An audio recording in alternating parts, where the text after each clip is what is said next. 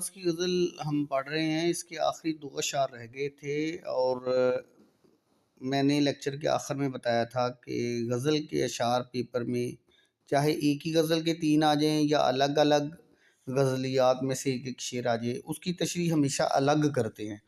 کبھی بھی تین اشعار کی تشریح اکٹھی ملا کے نہیں کرنی، اس سے آپ کے نمبر بھی کم آئیں گے اور یہ تاثر بھی جائے گا کہ آپ کو پیپر پیٹرن کا بالکل بھی اندازہ نہیں ہے اور آپ بغیر پڑھے بغیر تیاری کے جو دل میں آتا ہے لکھے جا رہے ہیں۔ تو غلط تشریح لکھنے سے برا یہ تاثر ہے کہ ایگزامینر کو یہ تاثر مل جائے، یعنی یہ امپریشن مل جائے کہ آپ کو کچھ بھی نہیں پتا اور آپ بس اندازے سے لکھے جا رہے ہیں۔ غلط لکھنے سے برا یہ تاثر ہے جس کا آپ کو بہت شدید نقصان ہو سکتا ہے اور بہت ہی کم نمبر دیے جا سکتے ہیں آپ کو۔ اس لیے اس چیز کو بہت اہمیت دینی ہے آپ نے۔ اور میں نے اکثر بچوں کو دیکھا ہے کہ وہ غزل کی تشریح کو بھی نظم کی طرح کر دیتے ہیں یا نظم کو بھی غزل کی طرح کر دیتے ہیں۔ میں نے ہمیشہ بتایا ہے نظم بند کی شکل میں آتی ہے، اس کی تشریح الگ الگ نہیں کرنی ہوتی ہے، اکٹھی کرنی ہوتی ہے۔ وہ 7 نمبر کی ہوتی ہے فرسٹ ایئر میں، اور یہ 9 نمبر کی غزل کے اشعار کی تشریح ہوتی ہے۔ 3 اشعار آتے ہیں، ہر شعر کے 3 نمبر ہوتے ہیں۔ بہرحال یہ میں نے وضاحت کی مختصر سی۔ اب میں آگے بڑھتا ہوں اس کو اور میں آپ کو سمجھاتا ہوں کہ شاعر کہتا ہے جشن مقتل ہی نہ برپا ہوا ورنہ ہم بھی۔ یہ احمد فراز کے مشہور ترین اشعار میں سے ایک ہے۔ جیسے اس کا دوسرا شعر بڑا اہم تھا یا میرا پسندیدہ تھا، یہ بھی بہت ہی خوبصورت ہے اور بہت ہی یعنی ایک کہہ لیں پر مغز شعر ہے۔ جشن مقتل ہی نہ برپا ہوا ورنہ ہم بھی، پابجولہ ہی سہی ناچتے گاتے جاتے۔ جشن مقتل، جشن کہتے ہیں خوشی کو، یہ جو تقریب کو منائی جاتی ہے، جشن عید میلاد النبی کہہ لیں، جشن آزادی کہہ لیں، تو جشن خوشی کا سماں جو ہوتا ہے۔ مقتل، مقتل کہتے ہیں جہاں کسی کو قتل کیا جائے، جہاں قتل گاہ جو ہوتی ہے۔ اب اس میں آسان ترین سمجھانے کے لیے جو کربلا ہے وہ مقتل حسین ہے، یعنی حضور صلی اللہ علیہ وسلم کے نواسے امام حسین علیہ السلام کی مقتل گاہ جہاں انہیں شہید کیا گیا، وہ ان کی کا مقتل تھا، اسے کربلا کہتے ہیں۔ تو اس سے اب آپ کو مقتل کی سمجھ آ گئی، جہاں کسی کو قتل کیا جائے۔ برپا ہونا یعنی ہونا، کسی چیز کا ہو جانا، کسی چیز کا کہہ لیں وقوع پذیر ہو جانا، اس کا واقعہ ہو جانا۔ پابجولہ ہی صحیح، پابجولہ کہتے ہیں پاؤں میں زنجیریں جس کے ہونا پڑی ہوئی، اسے کہتے ہیں یہ پابجولہ ہے، یعنی یہ زنجیروں میں بندھا ہوا ہے۔ ناچتے گاتے جاتے، یہاں شاعر ایک کیفیت کا اظہار کرتا ہے کہ اے محبوب، یہ تو اعلان ہی نہیں ہوا کہ تجھے کسی قربانی کی ضرورت ہے، تجھے ہمارے قتل ہونے کی ضرورت ہے، یعنی قتل ہونے کی خواہش ہے کہ ہم اپنی جان تجھ پر قربان کر دیں۔ ہمیں تو یہ خبر ہی نہ ہوئی، اگر ہوتی جشن مقتل ہی نہ برپا ہوا ورنہ ہم بھی۔ کسی نے یہ اعلان ہی نہیں کروایا، کسی نے یہ بتایا ہی نہیں کہ محبوب کو ہماری جان چاہیے۔ پہلے میں ایک سطحی سی تشریح کر لوں تاکہ میں الفاظ کے مطابق ایک تشریح کی بنیاد دوں، پھر میں آپ کو بتاتا ہوں اس کا ایک اور معنی بھی کہ یہ تو کسی نے بتایا ہی نہیں، ہم تک تو یہ خبر ہی نہیں پہنچی کہ ہمارے قتل سے محبوب جو ہے آپ کے چہرے پہ مسکراہٹ آ جائے گی، ورنہ ہم بھی زنجیروں میں بندھے ہوئے ہی صحیح، پھر بھی ہم ناچتے گاتے جاتے، خوشی سے اپنی جان تم پر نچھاور کر دیتے۔ یہ تو ہم ایک تشریح کر دیتے ہیں الفاظ کی۔ تو اب اس کو اگر ہم دوسرے انداز سے دیکھیں کہ اے وطن، کبھی وہ موقع ہی نہیں آیا، میں اس مقام پہ پہنچا ہی نہیں، شاید میرے ہاتھ میں وہ یعنی کوئی ایسا ہنر ہی نہیں تھا جو تیرے کام آ سکے، جو تیری خدمت کر سکے۔ اگر کبھی ایسا موقع آتا تو میں اپنے وطن کی خاطر خوشی سے اس پر جان نچھاور کر دیتا۔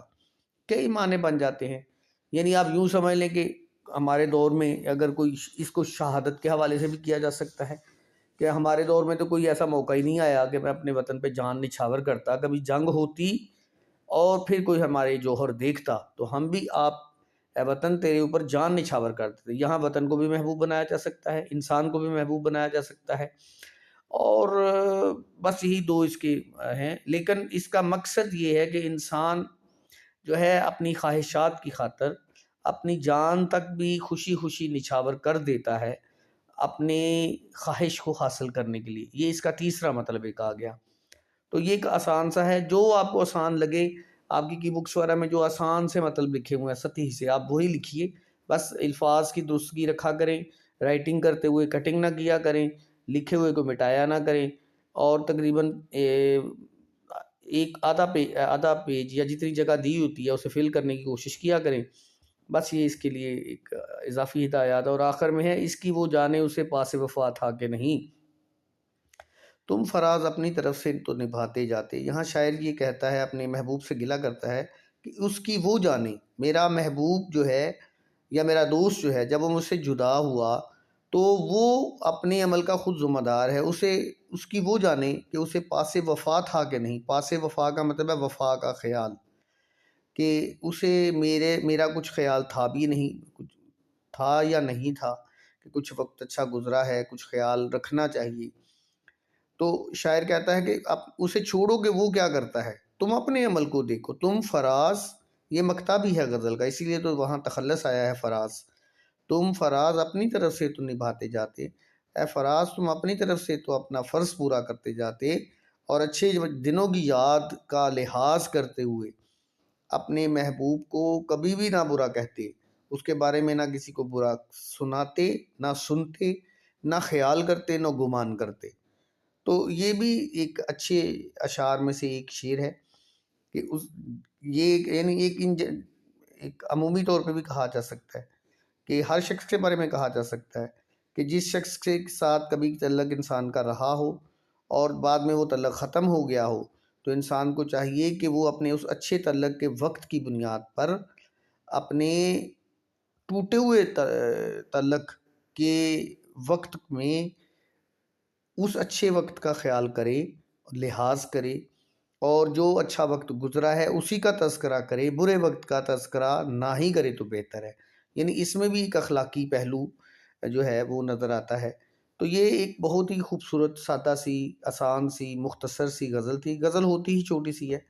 تو یہ 2 لیکچرز میں نے کہا آپ کی تشریح کی جو ہے آپ مختلف حوالوں سے جہاں سے بھی دیکھیں گے آسانی سے ہو بھی سکتی ہے. میں بھی, آپ جب پوچھیں دوبارہ میں بتا سکتا ہوں, لیکن میرا خیال تھا کہ شاید ہم اسے ایک نظر دوبارہ لگا لیں. تو میں اس کو یہیں پہ ختم کرتا ہوں. جو واضح ہدایات میں نے پہلے بھی دی تھیں آپ کو, کہ جو نظم کی تشریح, بند کی تشریح ہے, اس میں تقریباً 1.5 صفحہ لگنا چاہیے. اس میں بھی دیکھیں ایک ہی آپ کو یہاں پہ تناسب نظر آئے گا.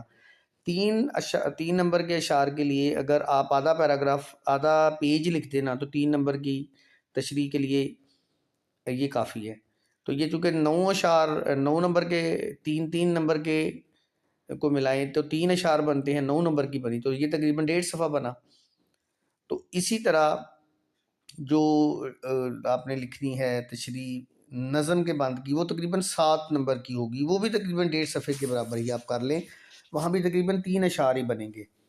تو مختصر یہ ہے کہ تشریح تو آپ کریں ہی, مگر وہ تشریح کیسے کرنی ہے, کتنے وقت میں کرنی ہے, یہ تشریح سے بھی زیادہ اہم چیز ہوتی ہے.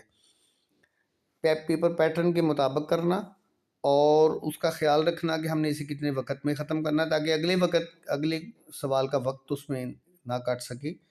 تو یہ کچھ چیزیں ہیں جن کو آپ کو وقتاً فوقتاً میں تقریباً ہر لیکچر میں یہ بتاتا ہوں کہ ان چیزوں کا خیال تشریح سے بھی زیادہ خیال رکھا کریں. یہ تشریح سے بھی زیادہ اہم چیزیں ہیں, اور بچے یہ سمجھیں کہ بس پیپر کرنا شروع کر دیا, جو دل میں آیا لکھ دیا, جہاں دل میں آیا لکھ دیا, اور اب فرض ہو گیا ہے ایگزامینر کے اوپر کہ میں نے جو لکھا ہے اس کو وہ نمبر دے. ایسے نہیں آتے نمبر. جن بچوں کے نمبر اچھے آتے ہیں وہ پیپر پیٹرن, ٹیکنیک, کہاں لکھنا ہے, کیسے لکھنا ہے, کہاں ہیڈنگ دینا ہے, کہاں نہیں دینا, کہاں چھوڑنا ہے, کہاں سپیس چھوڑنی ہے, وہ ان چیزوں کا خیال کرتے ہیں. اور آؤٹ لک جو ہوتی ہے اس کی پیپر کی, اس کو بہتر بنا کے پھر ہی نمبر لیے جا سکتے ہیں. اللہ حافظ.